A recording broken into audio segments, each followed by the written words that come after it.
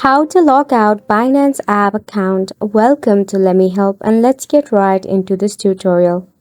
To log out Binance application, firstly you need to launch your Binance app. You can easily find it in your App Store or Play Store if you have not installed it yet. Just tap open your Play Store if you are using an Android device. Search for Binance in the search bar.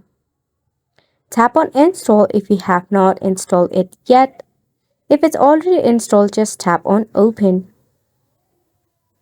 You have to log in into your Binance account for this.